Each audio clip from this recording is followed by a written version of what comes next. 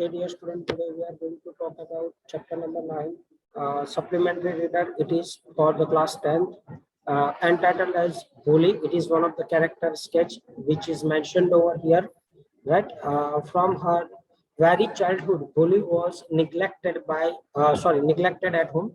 Dear student, this could happen in we can say Indian past, where we see a kind of rigidity where a baby girl was born in any rigid Indian or conservative Indian family. So they always been neglected, right? By any mean. Any mean we can say these are the places for they are considering that boy is more having importance rather than the girls. That is why this is the bully was neglected at home completely. Now in this chapter, what her special teacher just have interest in her? Why did the bully measure up to her teacher's expectations? तो उसके बारे में यहाँ पे हमें बताया गया है. Let's talk about it. Her name was Sulekha, but since her childhood, everyone had been calling her Boli, the simpleton. It is a kind of जिसको हम बोलते हैं ना प्यारा या दुलारा नाम at home. वैसे जो बोली शब्द है actually it is a kind of pet name given to a girl whose actual name was Sulekha. She was the fourth daughter of Numbered Ramlal. जो रामलाल नाम के व्यक्ति है उसकी ये चौथी संतान थी.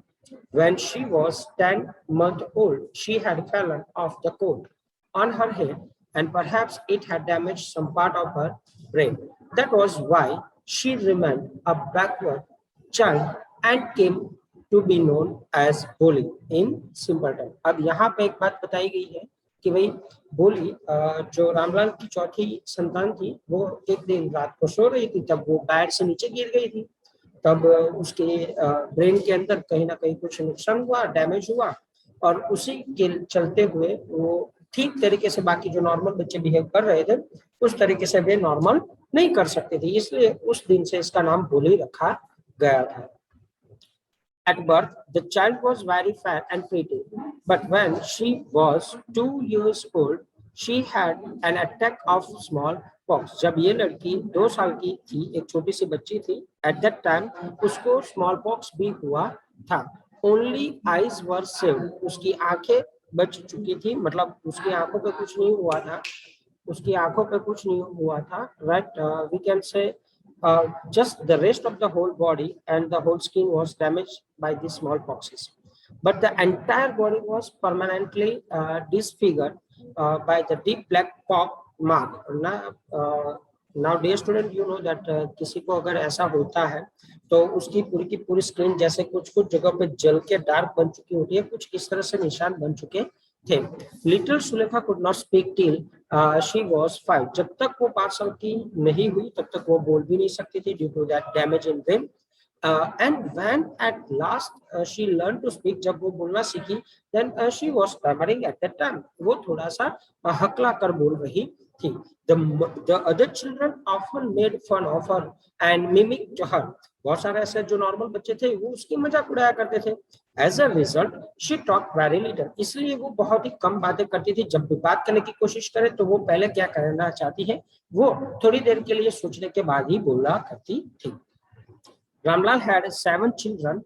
Ramlal had total 7 children. Ramlal को 7 बच्चे थे.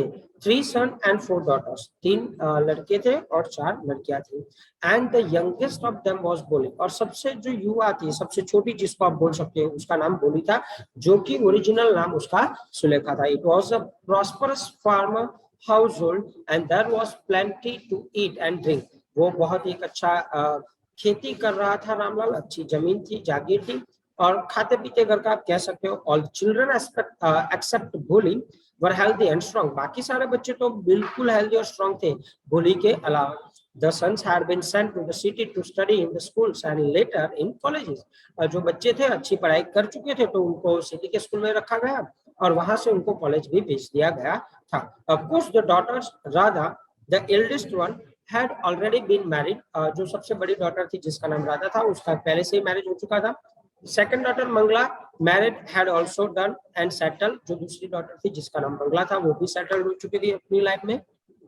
And when that was done, Ramlal would think of third Champa. और जब ये दोनों का काम खत्म हो गया, मतलब उसकी शादी ब्याह और उनके घर को सेटल करने के बाद, रामलाल अपनी तीसरी जो लड़की थी जिसका नाम चंपा था उसके बारे में सोच रहे थे। They were good looking healthy girl, वो बहुत ही अच्छी खाते पीते करके है तो ऑब्वियसली अच्छी होंगे। And it was not difficult to find a bride groom for, उसके लिए लड़का ढूंढना कोई बड़ी बात नहीं होगी। But Ramlal was too much worried about the Sulekha, क्योंकि सुलेखा के लिए उसके दिमाग में बहुत कुछ चल रहा था। Boli was 7 years old when Mangala was married, जब मंगला का आखिर में लगन मतलब मैरिज करवा दिया गया उस टाइम पे बोली अब 60 साल की हो चुकी थी। The same year a primary school for girls was open in their village, अब उसी साल उनके गांव में, रामलाल के गांव में ये पहली बार एक प्राइमरी स्कूल खोला जा रहा था। द तहसीलदार साहब came to perform its opening ceremony.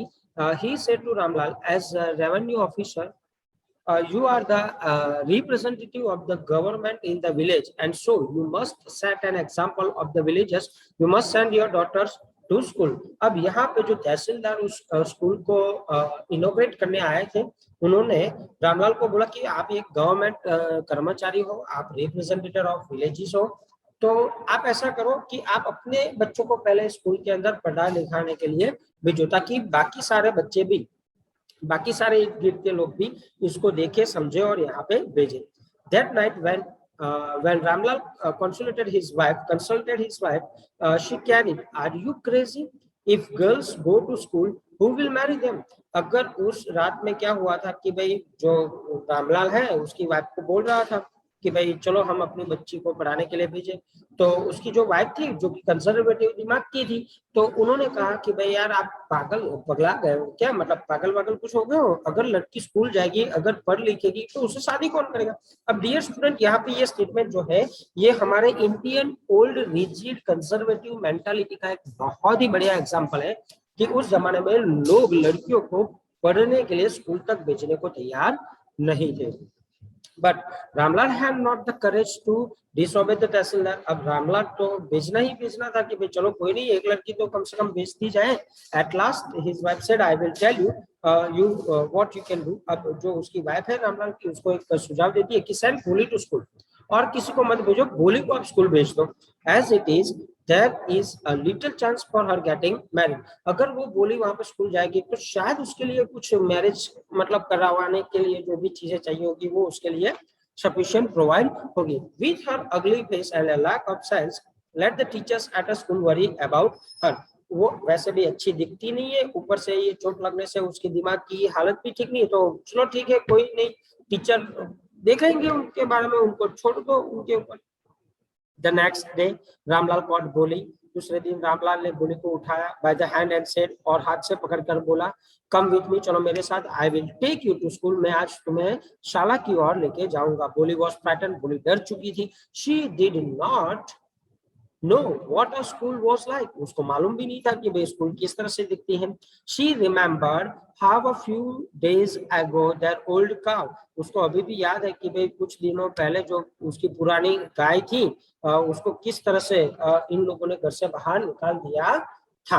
Right, Lakshmi had been turned out of the house and sold, उसको लगा कि भाई काउ अगर पुरानी होती है तो उसको बाहर लेके जाकर बेच दिया जाता है, तो ठीक उसी तरह जो भोली थी उसको भी लगा कि मैं अब शायद ये लोग मुझे तो नहीं बेच देंगे, इसलिए वो अपने फादर को बोल रही है no no no no no no no no no. She shouted in terror and pulled her hand away from her father's grip, उसने नाना ना बोलते हुए फादर ने जहां से हाथ पकड़ा था वहां से छटका कर बोली मैं कहीं नहीं जाने वाली हूँ, क्योंकि उसके दिमाग में एक डर था कि जब काव पुरानी हो गई और उसको बेच दिया गया तो इसी तरह शायद मुझे भी ये लोग बेचने के लिए जा रहे हैं।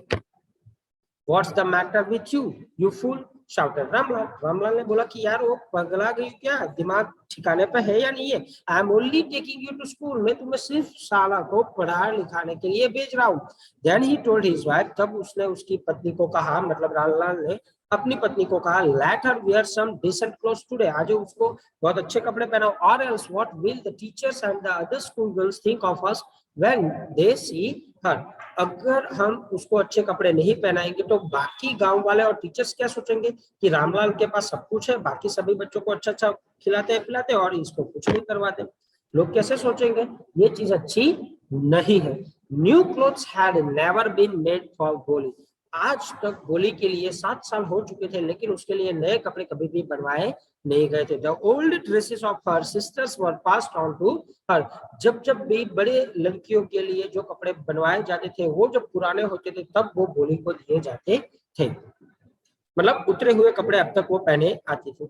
No one care to mend or wash her cloth, कभी भी किसी ने उसके कपड़े तक को हाथ नहीं लगाया था, नहीं साफ किया था।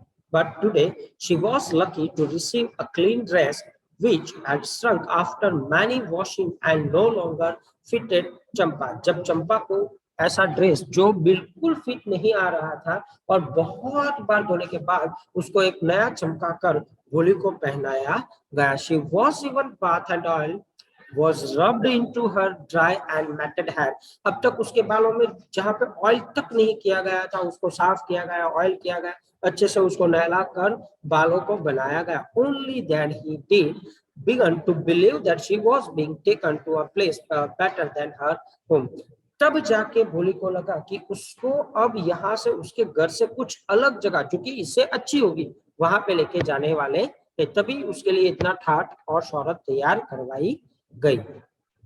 When they reached the school, जब वे लोग स्कूल पे पहुंचे, the children were already in their classroom, सभी बच्चे क्लासरूम में पहुंच चुके थे। Ramlal handed over his daughter to the head mistress, Ramlal ने उस स्कूल की जो प्रिंसिपल है, आचार्य है, उसके हाथ में भोली का हाथ देते हुए कहा कि अब ये आपके हवाले। The poor girl looked about her with fear-laden eyes. There were several rooms, बहुत ही कम रूम्स थे वहां पे स्कूल के अंदर, and in each room girls like her squatted on mats, एक मैट लगाई गई थी उसके ऊपर हर जगह पे हर लाइन में एक एक लड़की को बिठाया गया था।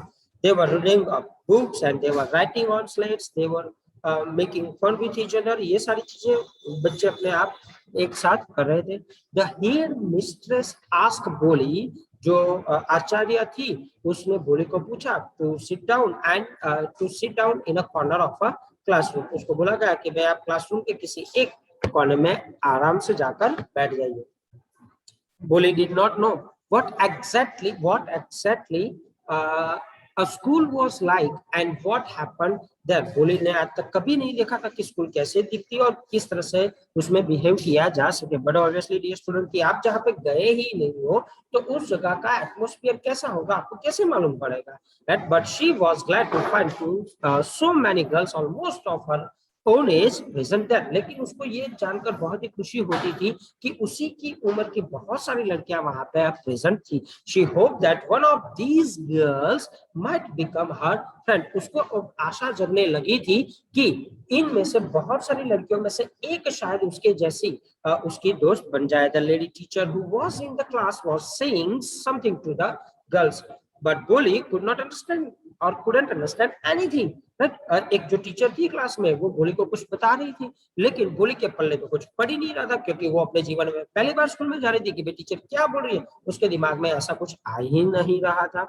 She looked at the pictures on the wall, वो बोली दीवारों पे लटकाए गए सभी पिक्चर्स को देखती रही।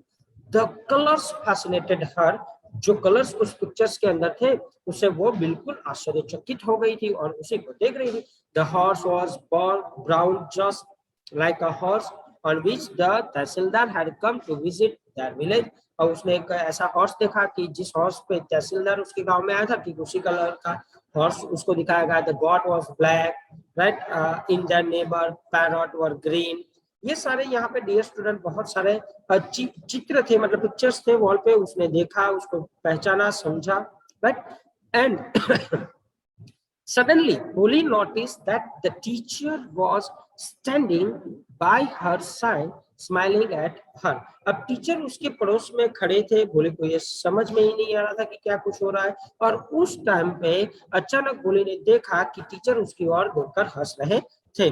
अचानक से टीचर ने उसको पूछा, what's your name little one, बेटा तुम्हारा नाम क्या है?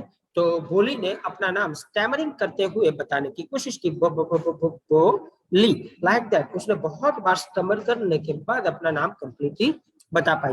Then she began to cry and tears fall from her eyes in the helpless flood. अब इतना ही बोलने के बाद टीचर के मुंह पे थोड़ी सी मुस्कान आने की वजह से बोली को ठीक नहीं लगा और उसकी आंखों में से जैसे फ्लड बह रहा हो इस तरह से आंसू अचानक शुरू हो गए। सी केप्ट हर हेड डाउन। उसने जब तक स्कूल नहीं छूटी तब तक उसी कॉर्नर में अपना जो हेड था वो नीचे की ओर रखा, किसी की ओर देख नहीं रही थी। Not to dare even look up around the other girls as well. दूसरी जो लड़कियां हैं उसके सामने भी नहीं देख रही थी। She knew were still laughing at her, क्योंकि वो अभी भी जानती है कि बाकी सारी गर्ल्स भी उसकी ओर अभी भी हंस रही है। When the school bell rang, जब स्कूल का बेल खत्म हुआ मतलब रैंग हुआ, all the girls scurried out of the classroom. सभी जो बच्चे थे वो क्लासरूम से बाहर भाग रहे थे। But Boli did not leave to her corner, लेकिन बोली में इतनी हिम्मत नहीं थी कि वो अपना क्लास छोड़े। हर हेड स्टिल लोअर्ड, अभी भी उसका सर नीचे की ओर झुका हुआ था। शी केप्ट ऑन सॉबिंग, वे अभी भी सॉब कर रही थी। बोली the teachers voice so soft and shooting. एक टीचर अचानक से दूसरा आया, उसने बहुत ही धीमे और मंद आवाज के अंदर बोला कि बोली in all her life she had never heard this kind of voice ever bye touching her heart. इतना धीरे से आज तक बोली को कभी भी किसी ने भी नहीं बुलाया था और इसीलिए ये आवाज जो टीचर ने लगाई थी वो उसके मन को छू गई। Get up said the teacher, teacher ने कहा कि बेटा खड़े हो जाओ। It was not a command, ये कमांड नहीं था, ऑर्डर नहीं था, बहुत ही प्यार से की गई एक रिक्वेस्ट थी। It was a friendly suggestion, इसलिए बोली खड़ी हो गई। Now tell me your name, आपका नाम बोलो। Sweat broke out over the whole body, पसीना छूटने लगा बोली के शरीर से। Would her stammering tongue again disgrace her, क्या वो फिर से उसका स्टैमर शुरू होगा? क्या वो टीचर को मना पाएगी? क्या उसको उसका नाम ठीक से बता पाएगी? इस सारे क्वेश्चंस यहाँ पे उसके दिमाग के अंदर चल रहे थे। आगे क्या हुआ, बोली ने फिर से स्टैमर करते हुए उसका नाम बोला कि वो करके अटक गई। Right, well done well done, the teacher encouraged her. अब टीचर ने क्या किया, उसके ऊपर हंसा नहीं, अपितु उसके उल्टा उसको एनकरेज करने की कोशिश की कि बहुत ही अच्छी तरीके से तुम बोल रही हो, come on now the full name, मुझे आपका पूरा नाम बोलो। इसलिए बोली ने धीरे धीरे बोला कि बोली। अब आखिर में जैसे ही एनकरेजमेंट मिली टीचर की ओर से, बोली ने उसका अपना नाम पूरा का पूरा बोल दिया और शी फेल्ट वेरी रिलीव्ड। और अब उसको बिल्कुल संतोष हुआ कि yes she can speak her name fully, अब वो अपना पूरा का पूरा नाम बोलने में सक्षम है। It was her great achievement for the first time in her life. उसके जीवन में ये सबसे पहला और सबसे बढ़िया मौका था जहां पे उसने बिना खचकाहट के ज्यादा अपना पूरा नाम बोल दिया। Well done, the teacher पैटेड affectionately and said, teacher ने उसके कंधे पर बहुत ही प्यार से पैटिंग किया और कहा, put the fear out of your heart and you will be able to speak like everyone else. अगर आप अपने दिमाग से नहीं बोल सकते ऐसा जो डर है वो अगर निकाल दिया जाए तो आप बाकी सारे बच्चों की तरह आराम से बोल सकते हो। Boli looked up as if to ask, Boli ने टीचर की ओर देखा जैसे वो पूछना चाहती है कि वाकई में आप जो बोल रहे हो वो ऐसा होगा।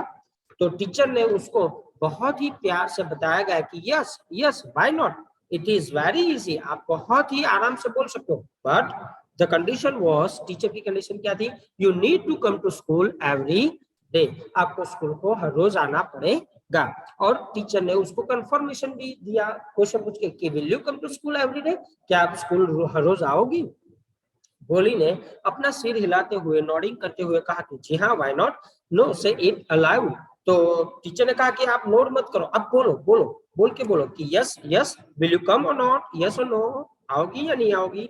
एंड बोली herself was astonished that she had been able to say it, और बोली को खुद पे भरोसा नहीं था तो अब जाके भरोसा आने लगा कि यार वो बोल सकती है, उसको अब इशारे से बात करने की जरूरत ही नहीं है।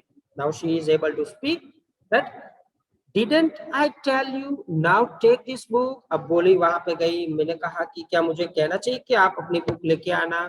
The book was full of nice picture. मेरे पास एक ऐसी बुक है जिसमें बहुत सारे चित्र है। The pictures were in colour like dog, cat, god, horse, parrot, tiger, cow, etcetera etcetera. Lakshmi के पास जिस तरह से आपकी जो काउ थी उस तरह से उसके जो कलर थे, ठीक उसी तरह के कलर वाली एक पुस्तक मेरे पास है। क्या वो आप पढ़ना चाहोगी?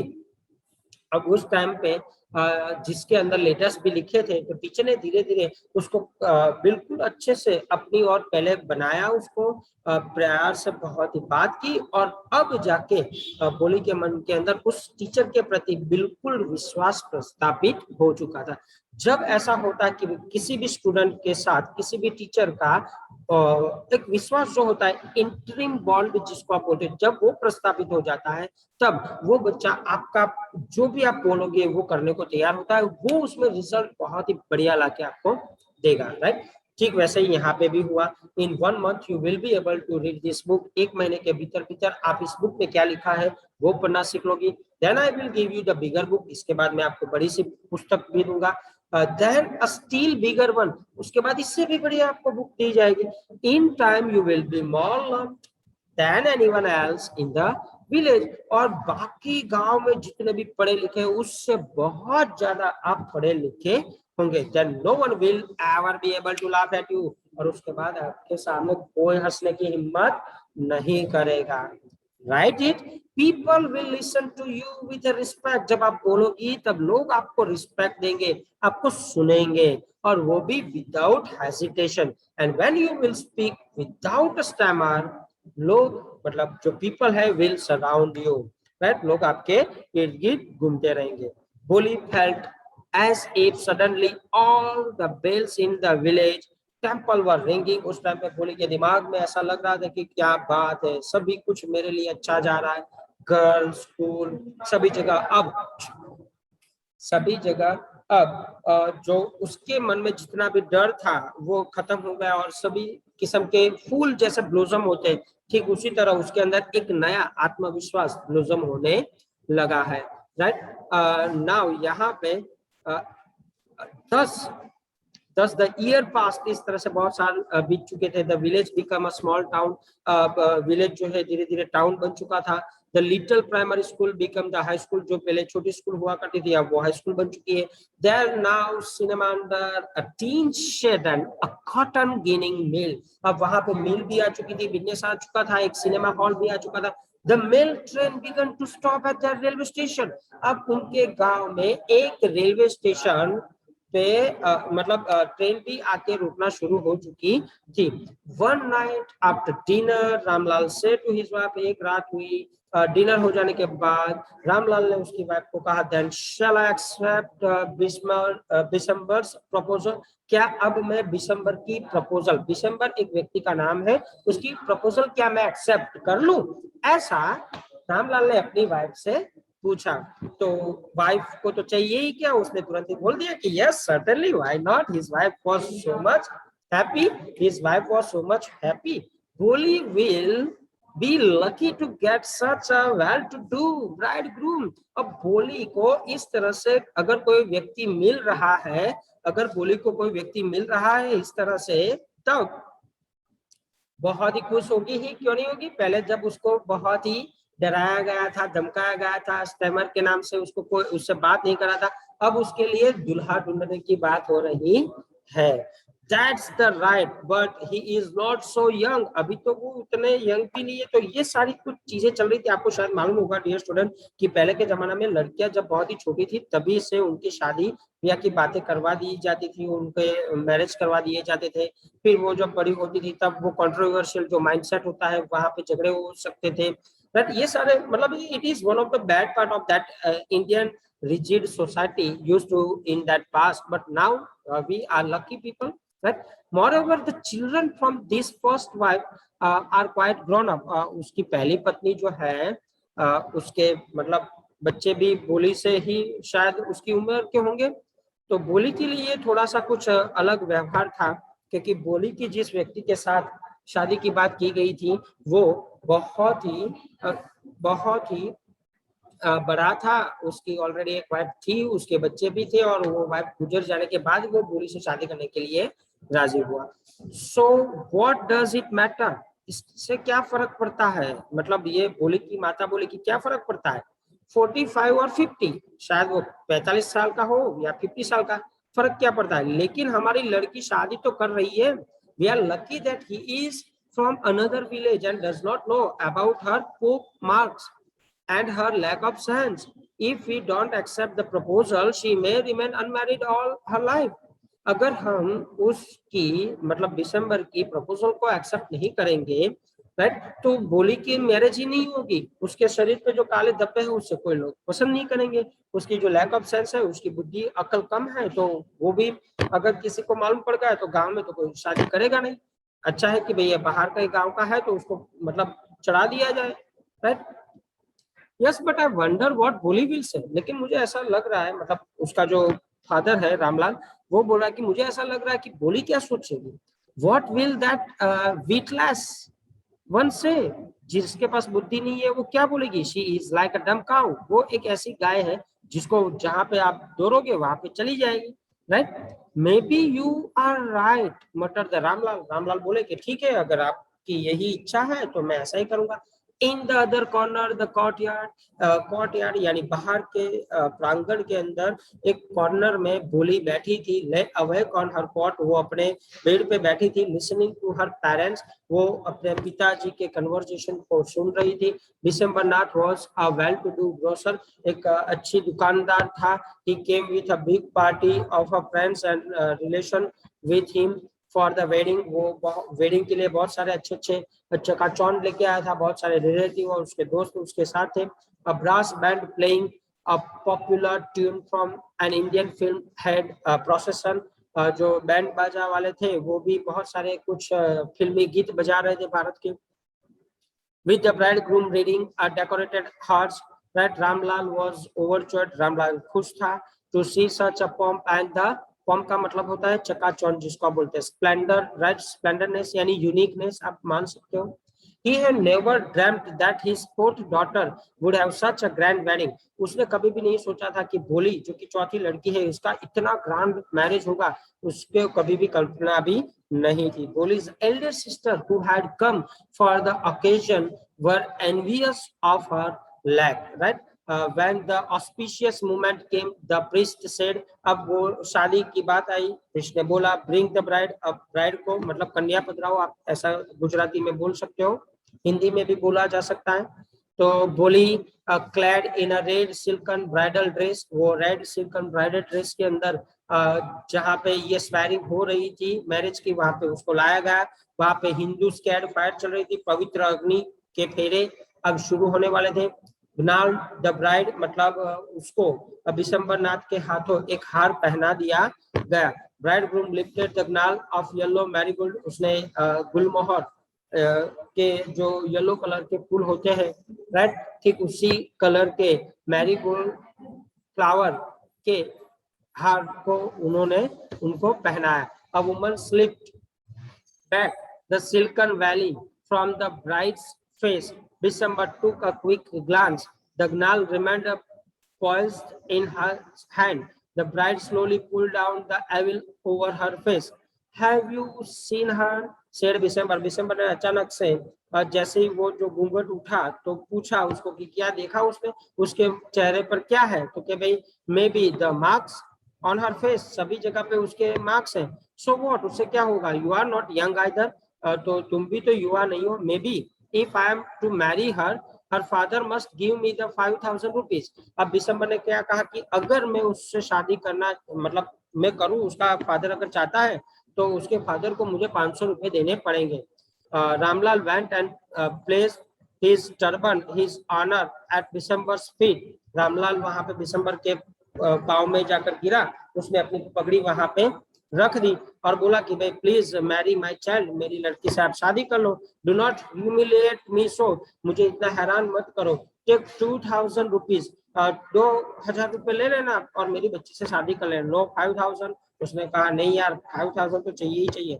और वी गो बैक, अगर अगर आप मुझे 5000 रुपए नहीं देंगे तो हम चले जाएंगे। Keep your daughter be a little considerate please, if you go back, अगर आप वापस जाओगे, I can never show my face in the village, अगर तुम इस तरह की शादी में से अगर वापस चले जाओगे, भारत लौट जाएगी, तो मैं गांव में मुंह दिखाने लायक नहीं रहूंगा। ऐसा बोली के पिताजी ने दिसंबर को बोला। देन आउट विथ 5,000, जब बात सेटल हो गई, tears streaming down his face, Ramlal went in, Ramlal अंदर गए, ओपन द सेफ, उन्होंने नोट्स को गिना, पैसे निकाले, place the bundle at the brides groom feet, उसने उसके सामने यानी दिसंबर के सामने पैसे की थैली डालते हुए कहा कि here is your 5,000, give me the नाल। अब जो था मतलब दिसंबर ने भी कहा चलो कोई दिक्कत नहीं, मुझे हार दे दो, मैं अब पहनने को तैयार हूँ। Once again the veil was slipped back from the bright space, फिर से जो वेल थी मतलब जो ओढ़ा हुआ था वो फिर से हटक गया। But this time her face sorry her eyes were not downcast, इस बार जो बोली थी उसकी आंखें नीची नहीं थी। शी वॉज लुकिंग अप, उसने स्ट्रेट देखा, looking straight into the prospective husband, उसके हस्बैंड जो कि उसका होने वाला था दिसंबर, उसकी आंखों में देखा। And she was in anger, वो गुस्से में थी, गुस्से में उसने बोला डिसम्बर रेस द नाल एंड गेट बैक, यहाँ से वापिस भागो। पिताजी शेर द बोली, बोली ने कहा in a clear loud voice, in her father mother sister brothers relatives and neighbours she started, पिताजी टेक बैक योर मनी, आप आपके पैसे वापस ले लो, I am not going to marry this man, मैं इस जैसे व्यक्ति से कभी भी शादी नहीं करूंगी, राइट, जो सिर्फ पैसे का भूखा है। अब यहाँ पे